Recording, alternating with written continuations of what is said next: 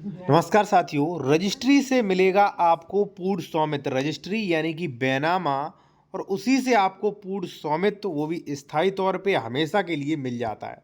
ठीक है। देखिए, हम जो है आपको बताएंगे और बाकायदा जो है आपको पीडीएफ भी देंगे, सेक्शन भी बताएंगे सेक्शन 54 के बारे में, और दाखिल खारिज के भी बताएंगे कि दाखिल खारिज क्यों आवश्यकता होती है, लेकिन बिना दाखिल खारिज के भी आपको पूर्ण स्वामित्व मिल जाता है। उसके बारे में भी साथियों हम आपको बताएंगे। ठीक है ना। और देखिए, कोई भी आप बेहतर कानूनी सलाह लेना चाहें विशेषज्ञ द्वारा, तो कॉन्टैक्ट नंबर जो है हमारा वीडियो के डिस्क्रिप्शन में मिल जाएगा साथियों। ठीक है। या कोई डॉक्यूमेंट्स वेरिफिकेशन कराना चाहते हैं आप, तो वो भी करवा सकते हैं। जैसे प्रॉपर्टी खरीद रहे हैं आप, विवादित तो नहीं, डबल रजिस्ट्री से अधिक विक्रय, वो भी आप चेक करवा सकते हैं।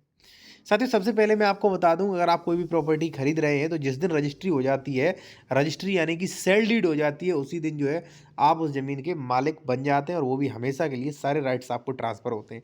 जैसे मान लीजिए हमारा नाम है ए, मैं आपको एक्स प्रॉपर्टी जो है वो ट्रांसफ़र कर रहा हूँ बी को, तो ये प्रॉपर्टी जैसे मान लीजिए दिनांक 22 को कर दी, तो 22 को ही आपको सारे ट्रांसफ़र राइट्स मिल गए हैं। ठीक है। अब ये मैं इसलिए बता रहा हूँ, कई लोगों का ये क्वेश्चन होता है कि सर दाखिल खारिज नहीं हुआ, अब क्या करें। अब कई वो लोग आके परेशान ना करें, भाई परेशान तो करेंगे, लेकिन ये निवारण है उसके लिए। अब ये क्या कहता है वो आप जान लीजिए, फिर मैं दाखिल खारिज के बारे में समझाऊंगा। विक्रय की परिभाषा कहती है, धारा 54 कहती है कि विक्रय ऐसी कीमत के बदले स्वामित्व का अंतरण है, अंतरण यानी कि ट्रांसफर है, जो दी जा चुकी है या जिसे देने का वचन किया गया हो, जिसका कोई भाग दे दिया गया हो, या किसी भाग देने का वचन दिया गया हो। जैसा कि पहले लिखा जा चुका है कि विक्रय कीमत के बदले स्वामित्व का अंतरण है। विक्रय क्या है? विक्रय कीमत के बदले स्वामित्व का अंतरण। जैसे मान लीजिए आपने भाई कोई चीज़ में बेच रहा हूँ, ठीक है, आपने मुझे पैसा दे दिया, मैंने पूरा अंतरण यानी कि आपको ट्रांसफर कर दिया स्वामित्व का। पहले स्वामित्व मेरा था, अब आपको स्वामित्व हो गया। ठीक है। इस तरह विक्रय के लिए एक व्यक्ति दूसरे स्वामित्व का अंतरण है। एक व्यक्ति द्वारा स्वामित्व का अंतरण से तात्पर्य है, क्या तात्पर्य है? कि वह व्यक्ति संपत्ति के सभी अधिकार, यानी कि जो आप खरीद रहे हो उस संपत्ति सभी अधिकार में अपने हित संपूर्ण रूप से स्थायी यानी कि हमेशा के लिए अंतरित कर देता हूँ, यानी कि आपको देता हूँ। दूसरे शब्दों में, अंतरक विक्रेता संपत्ति में का अपना पूर्ण हित, उस पर सभी अधिकार अंतरित क्रेता को हस्तांतरित कर देता है। ठीक है। यानी कि जो भाई खरीद रहा है उसे हस्तांतरित कर देता है हमेशा के लिए सभी राइट्स। ठीक है ना।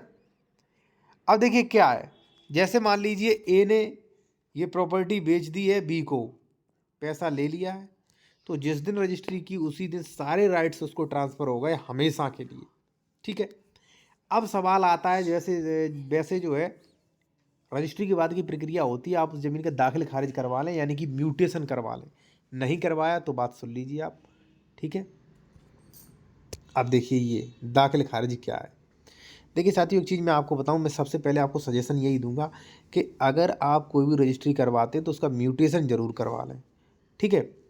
ज़रूरी होता है काफ़ी। अगर आप ज़रूरी नहीं कराओगे तो वो लोग परेशान करेंगे। जैसे मान लीजिए आपने हमसे ज़मीन खरीदी, ठीक है, दाखिल खारिज नहीं कराया, ज़मीन हम अभी भी हमारे ही नाम है, फिर दिक्कत होगी ना। हमारे बाद हमारे बच्चों के नाम आ जाएगी, बच्चे आपको परेशान करेंगे कि नहीं ये तो मेरे पिताजी के नाम, पता नहीं कब बेनामा किया, हम नहीं मानते, ये ज़मीन खाली करो। हैरेसमेंट करेंगे ना। तो इसलिए आप दाखिल खारिज भी करवाएं। अब देखिए दाखिल खारिज क्या होता है।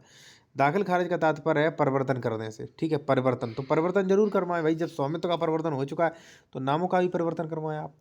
काश्तकार की ओर से मृत्यु उत्तराधिकार या अंतरण के मामले में राजस्व अभिलेखों में विद्यमान त्रुटियां व्यर्थ जाती है, कलेक्टर उन्हें शुद्ध करने की अपेक्षा की जाती है। यानी कि जैसे मान लीजिए भाई एक्स प्रॉपर्टी है ये, ठीक है, ये बी को दी गई है, यानी कि ट्रांसफ़र किया गया है, तो भी इसका दाखिल खारिज होना जरूरी है। ए एक्सपायर हो गया है तो उसके बच्चों के नाम ट्रांसफ़र जरूरी है। वो ट्रांसफ़र होना जरूरी क्यों है भाई? जो भी रेवेन्यू रिकॉर्ड्स हैं, खसरा, खाता, खतौनी, तो उनमें आपका नाम आ जाना चाहिए ना। अगर नहीं आता है नाम तो फिर परेशानी होगी। ठीक है। कल से वो बच्चे आएंगे आपको परेशान करेंगे, फिर आप ये आदेश दिखाओगे कि देखिए इसी रजिस्ट्री से मालिकाना हक मिल जाता है, तो परेशानी ना हो। वो बात एक अलग है, हालांकि समाधान प्रत्येक समस्या का मिल ही जाएगा आपको। ठीक है ना। तो इसलिए आपको दाखिल खारिज भी कराना जरूरी है साथियों। और भी अगर मान लीजिए आप कोई बेहतर कानूनी सलाह लेना चाह रहे हैं, अपना कोई डॉक्यूमेंट्स वेरिफिकेशन करवाना चाहते हैं, तो हमारा कॉन्टैक्ट नंबर वीडियो के डिस्क्रिप्शन में आपको मिल जाएगा साथियों। धन्यवाद।